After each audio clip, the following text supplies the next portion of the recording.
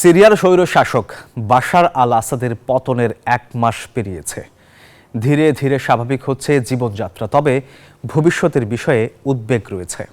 স্বাধীন সিরিয়াকে সহযোগিতা করতে এগিয়ে এসেছে বিশ্ব। গত 8 জানুয়ারি আসাদের ক্ষমতাচ্যুতির 1 মাস পূর্ণ হয় এবং সিরিয়ার জনগণ আনন্দ প্রকাশ করে। তবে কিছু অঞ্চলে সংকট ও আন্তর্জাতিক নিষেধাজ্ঞা চালু রয়েছে।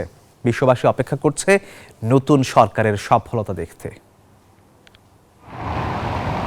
মাসখানেক আগেও সিরিয়ার মাটিতে স্বাধীনভাবে নিঃশ্বাস নিতে পারতেন না বাসিন্দারা। নিজ ভূমিতে ছিলেন পরাধীন। বিদ্রোহ গোষ্ঠী হায়াত তাহরির আল শাম যোদ্ধাদের আচমকা হামলায় দেশ ছেড়ে পালান স্বৈরশাসক বাশার আল আসাদ। বুধবার 8 জানুয়ারি আসাদের ক্ষমতাচ্যুতির 1 মাস পূর্ণ হওয়ার পর দেশ জুড়ে সিরিয়ানরা আনন্দ প্রকাশ করেছে। তবে ভবিষ্যতের বিষয়ে অনেকেই উদ্বেগ প্রকাশ করেছেন। বসুন্ধরা টিস্যুতে ছাড়ের ছড়াছড়ি। বসুন্ধরা টিস্যু নিয়ে এলো নিশ্চিত ছাড়। এটা এক অবর্ণনীয় অনুভূতি। ঈশ্বরকে ধন্যবাদ যে আমরা এমন একজন নিপীড়ক থেকে মুক্তি পেয়েছি। বর্তমান অবস্থা যথেষ্ট ভালো, তবে সাধারণ মানুষ বেশ ক্লান্ত। যারা ক্ষমতায় তাদের বিরুদ্ধে আন্তর্জাতিক নিষেধাজ্ঞা চাপ রয়েছে।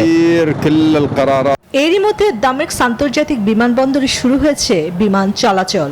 আশা করা হচ্ছে কিছুদিনের মধ্যে চালু হবে আলেপ্পো বিমানবন্দরও। খুলেছে জাতীয় জাদুঘরও। নিষেধাজ্ঞার বেড়াজাল ভেঙে 14 বছর পর মাউন্ট কসিওনে ভিড় করেছেন সাধারণ মানুষ। স্মৃতি রোমন্থন করছেন তারা। সিরিয়ায় আমরা যে যুদ্ধ দেখেছি, দেশের কোনো জায়গায় যাওয়া নিষিদ্ধ ছিল। জীবন উন্নত করার এবং মানুষকে স্বাধীনভাবে ও মর্যাদার সাথে বসবাস করার অনুমতি দেওয়ার জন্য কোনো নীতি ছিল না। এদিকে যুদ্ধ বিধ্বস্ত সিরিয়াকে ঢেলে সাজাতে তৎপর দেশটির নতুন প্রশাসন। নিরাপত্তা ও অর্থনীতির সহায়তা নিয়ে আলোচনা করতে জর্ডান সফরে গেছেন দেশটির অন্তর্বর্তীকালীন সরকারের পররাষ্ট্রমন্ত্রী। গত 8 ডিসেম্বর প্রায় 25 বছর ধরে ক্ষমতায় থাকা আসাদ সরকারকে হটিয়ে সিরিয়ার নিয়ন্ত্রণ নেয় বিপ্লবীরা।